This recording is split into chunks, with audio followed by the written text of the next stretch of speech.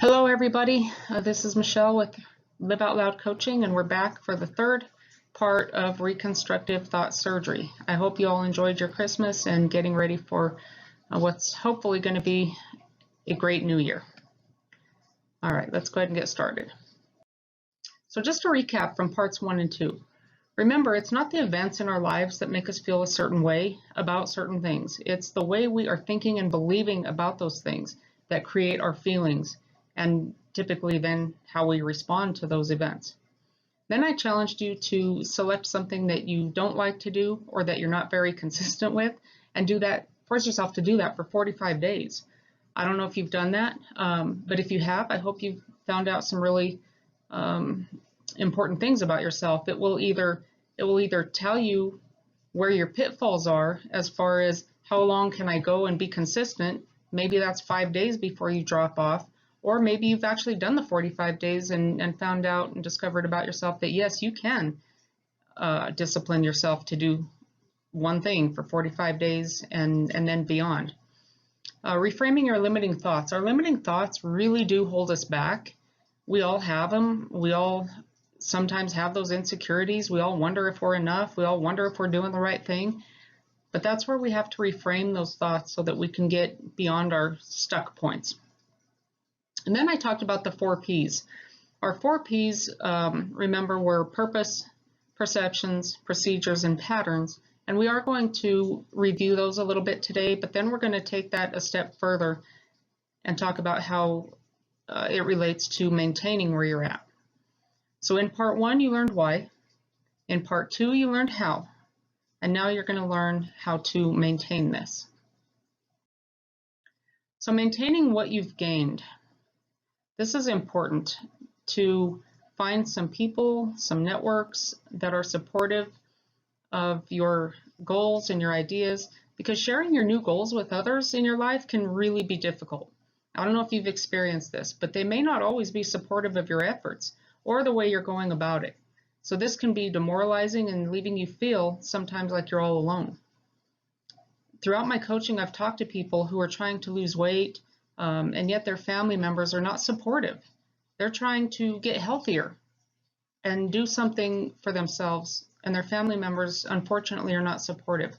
Or maybe they're needing to do something to help their finances. They need additional income, so they get a part-time job. So sometimes those who are your closest allies, they think it's their job to talk you off the ledge, like what you're doing is not right. But in reality, sometimes this is something that they don't understand. They don't understand why this is important to you, and maybe they even have their own insecurities. So that their rebuttal of what you're doing may not really be about you as much as it is about them. So this is why it's important to share your journey, share your goals with those who are like-minded, those who are on the same path, and even those who are still in the race.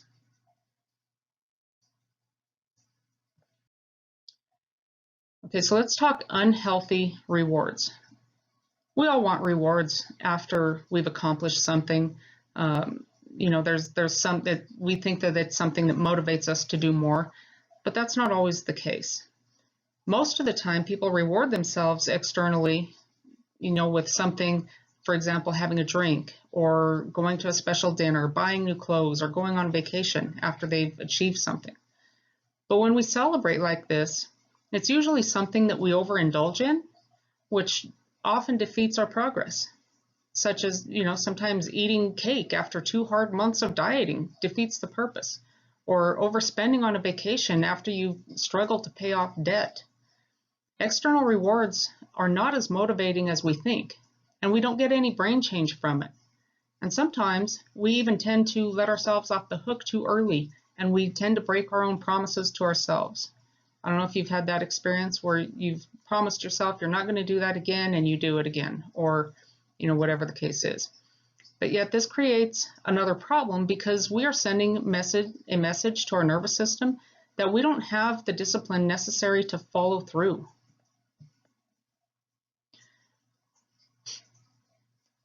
When we wire that pathway though into our brains, if that's the message that we're sending to our brains, we don't have the discipline to follow through. We don't have the discipline to see this thing out.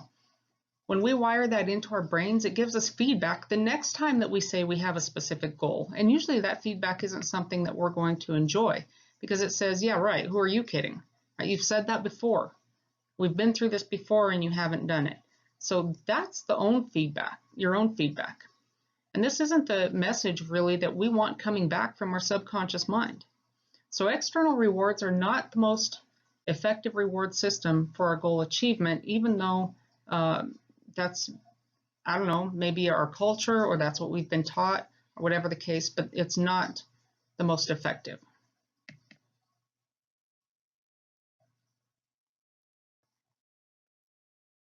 All right, so how do we keep moving forward? Well, how we keep moving forward is internal rewards. We really must have an internal reward system. This system says that if I do this, it's going to feel better. I know I can do this. And you push yourself, you start pushing yourself into a feeling and a way of being instead of pushing yourself into an external reward that is going to, after the fact, be a little bit less meaningful. So it's something that internal rewards are something that you feel rather than something you get as far as reward systems. So feeling accomplished, feeling pride in what you do and how you do it, mastering a new skill or knowledge, feeling inspired, making measurable progress, and then having that sense of confidence and competence that comes with that. So these internal rewards are meaningful and can keep people energized and persevering. They keep us going. There's an increased level of satisfaction in feeling these rewards because they send a much different message to our nervous system that says, hey, I can do this extra 5% right now. I may not be able to accomplish this goal today, this entire goal, but hey, I can work on it for an extra 20 minutes today, or I can push 5% harder for 2 minutes. For example, and this is just an example, but you may walk a mile in, say, 20 minutes. Well, tomorrow, try to get your mile in 19 minutes. It doesn't matter if they're baby steps, they're still steps. So maybe the next week you can get a mile and a half in 25 minutes, but always challenge yourself with distance or time and don't put limits on yourself.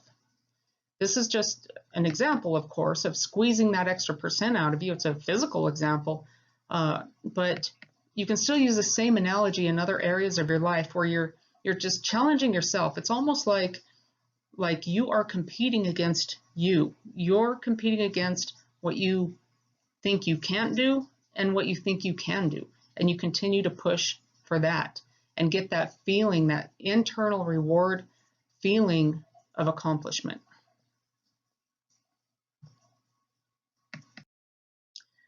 All right, goals versus standards.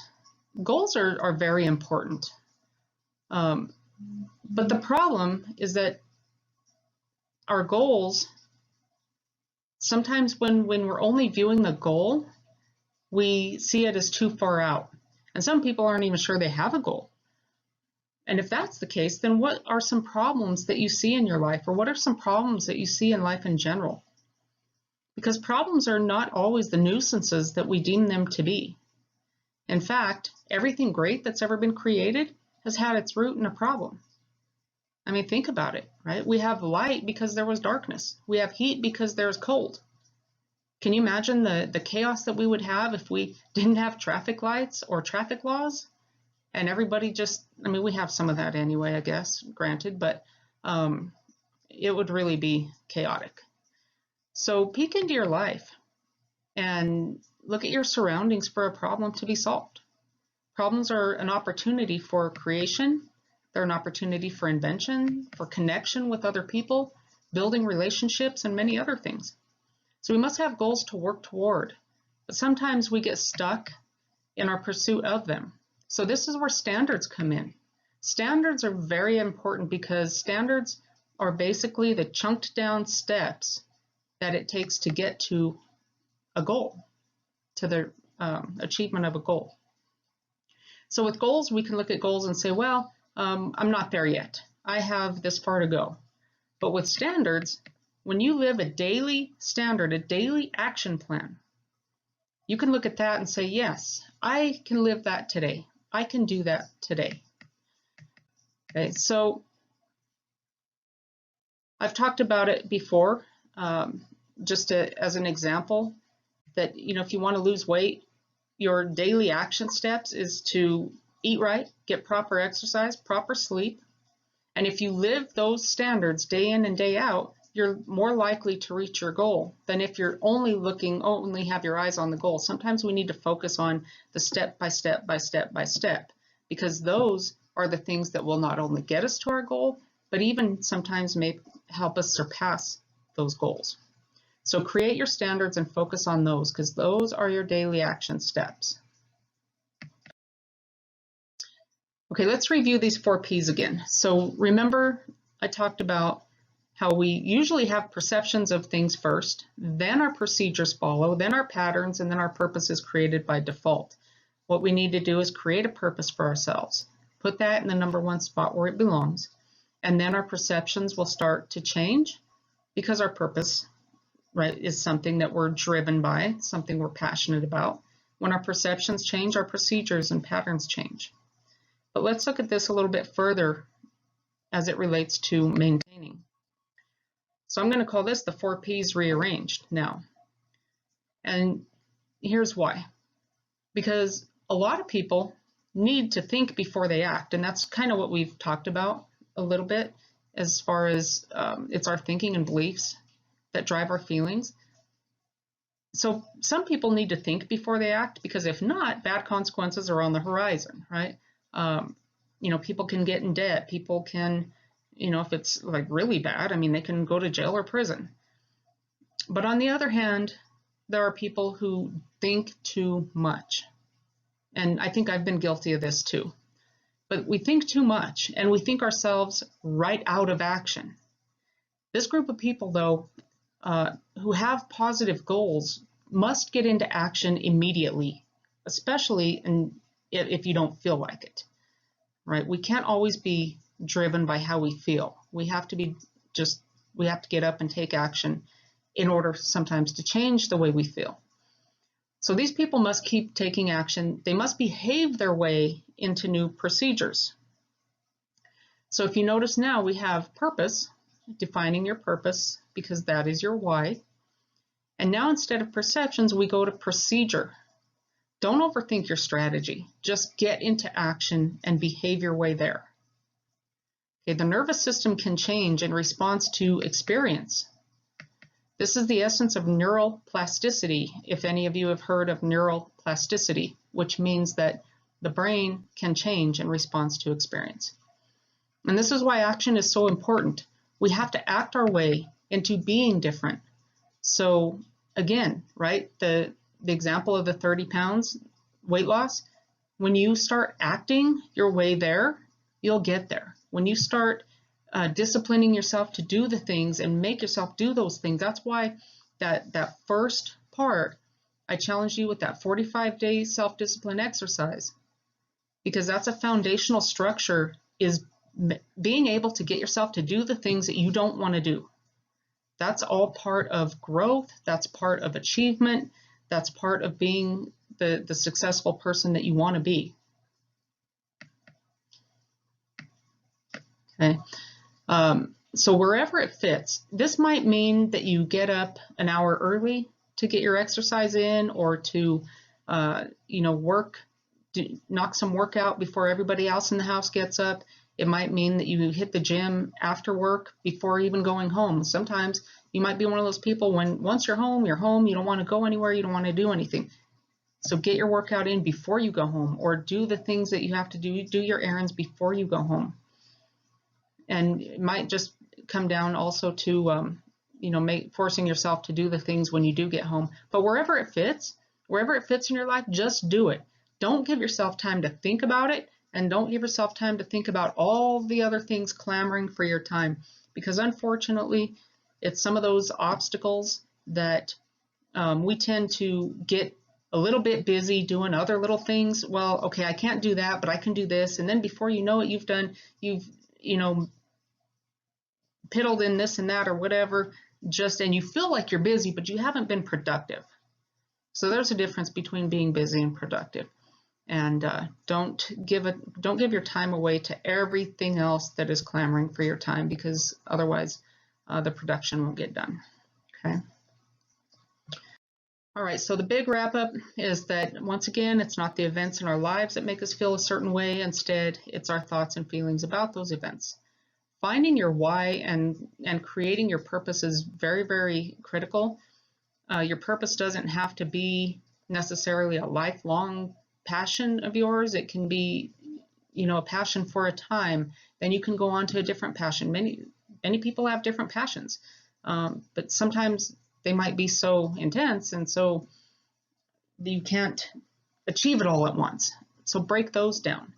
Don't beat yourself up for not being able to get to everything. Reframe any negative or limiting thinking that you may have. And then remember, recondition yourself through the visualization, through the mental rehearsal, because it does take a reconditioning. My goodness, we didn't get where we are overnight. We're not going to work our way out of it overnight. That's why it's like, right, we've been in action for decades to get where we're at. And if we want to get somewhere different, we have to get into action and stay there too, and recondition ourselves into a new way of doing, a new way of thinking, and a new way of being.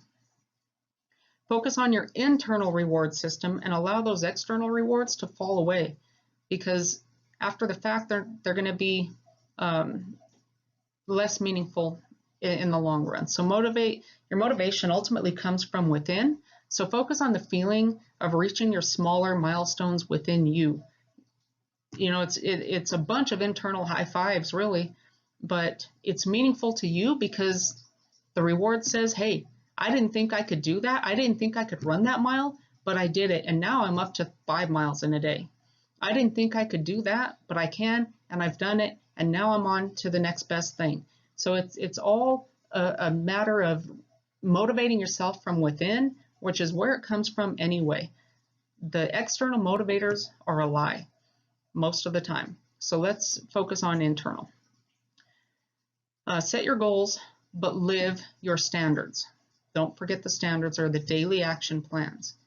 And then lastly, let your new behaviors drive your progress, and ultimately the changes in your brain and nervous system will be made. So we can make those changes in our brain and our nervous system, and it will direct our change, it will guide our change, and direct our new path for the goals and things that we want to achieve in life.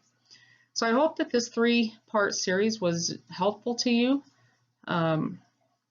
I welcome any feedback. If you would like to email me with your feedback in this next slide, right there, liveoutloudcoaching@yahoo.com.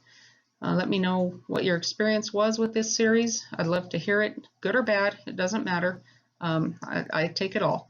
So anyway, I hope that you're on your right path, and I hope to be able to either see you or provide more presentations for you in the new year. Take care, and hope to talk to you soon.